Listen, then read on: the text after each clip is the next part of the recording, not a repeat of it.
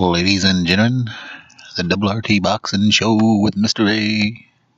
Breakdown and Predictions, Volume 67, shall begin shortly. In 5, 4, 3, 2.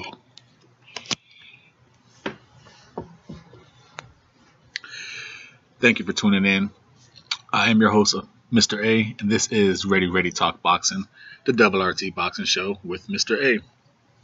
And you, as you heard, is the segment Breakdown and Predictions. So new viewers, thank you for finding the show.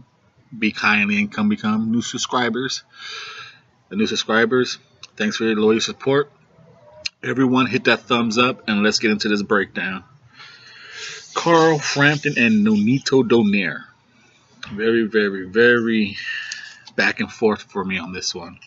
Now, for the loyal subscribers, you might remember during the pilot season, you might remember a show we did called "Oh No, Say It Ain't So" WBC. That was a show on Nonito Donaire getting a shot. That show led to this fight. It was a shot about Nonito Donaire getting a title shot for the silver featherweight title, and he beat Hernandez. Hernandez was coming in on a 7-fight winning streak, but his opponent's records was 17-67. So how did Nonito fight that guy for a silver featherweight championship? But that's what happened. So if you're a new viewer, or hey, you're a subscriber and you missed that one, it's like I said, it's during the pilot season. It's called WBC So Say It Ain't So, or Oh No, Say It Ain't So, something like that. So and it broke that down how Nonito Donaire got to this stage right here. Now he's coming in this against Carl Frampton. Carl Frampton didn't look so hot himself against Garcia, his last fight in his Belfast.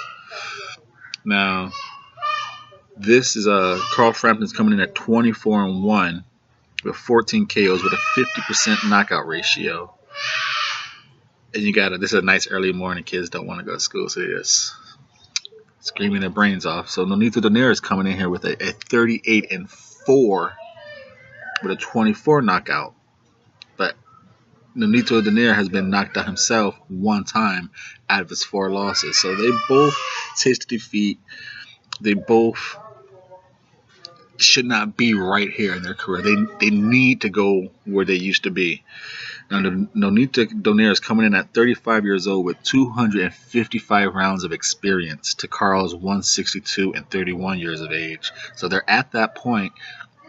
Nonito Donaire is more on the tail end of it, but they're coming in 5'5", 5'5.5". That half an inch is going towards Donaire. Now, this is where the kicker goes. You can say it means something, you can say it doesn't mean something. The reach factor, 62 inches for Carl Frampton and 68 for Donaire. Now, we all know Leo Santa Cruz had that reach on Frampton, and Frampton was able to work well with that, but not in the second one. Now, this is a tough fight. Like I said, I went back and forth on this one. You figure the feet work, the leg work, at this stage in his career, Nonito Donaire probably won't be able to keep up with Frampton's legs. Frampton can move around the ring. He did show that well in the first half of the Garcia fight. He had the bouncy feet. He used the ring generalship really well. He was in and out boxing. But as that fight kind of wore off, Frampton found himself more against the ropes. And that's been a career problem. How good of a shape is Frampton in? Can he last a full 10, a full 12? And he always seems to have moments where he proves his doubters right. He can't last. He doesn't look sharp a full fight. So, but at this stage, Nonito, he can still give you bursts of energy, but he has to really pace himself. So with the leg movement of a consistent going, I'm gonna go with Frampton. Even though he tires himself out and finds himself against the ropes too much, I think he has better in and out movement and use the ring better than Nonito Donaire can.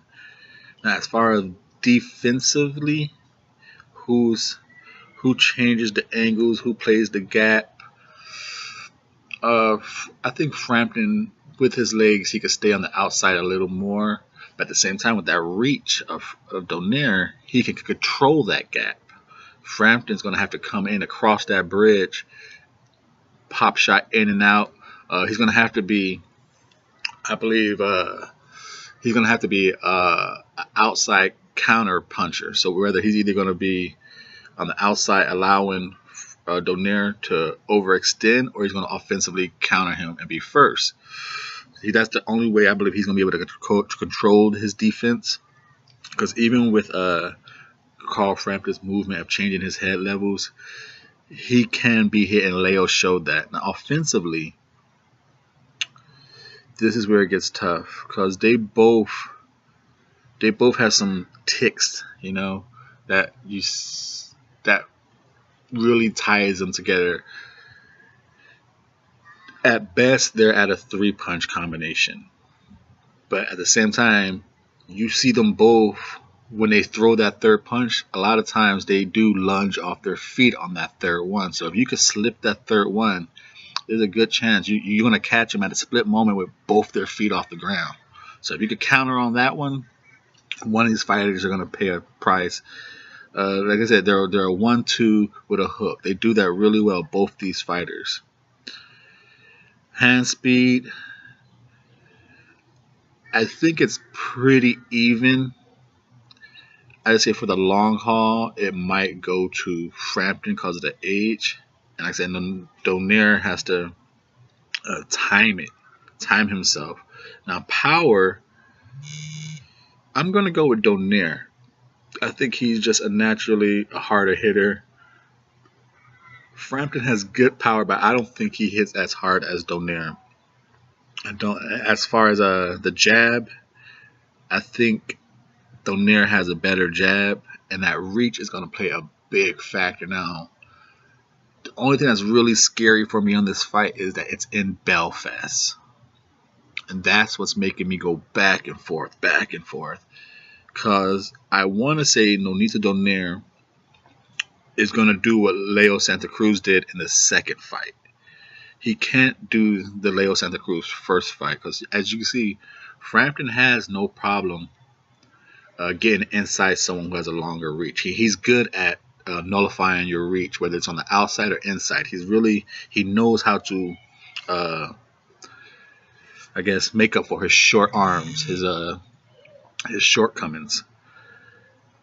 Oh, this is tough, folks. This is tough. Double RT Boxing, thumbs up the video, thumbs up. Do we go with Nonito Donaire following the Leo Santa Cruz 2 blueprint? Because he has the jab, he has the reach, he has the step back uppercut, he has all the tools to apply that blueprint. But it's in Belfast. You know, is a tight card gonna go to Frampton? A tight decision gonna go to Frampton? Because I can see Frampton going in and out, being too quick and pop shotting him.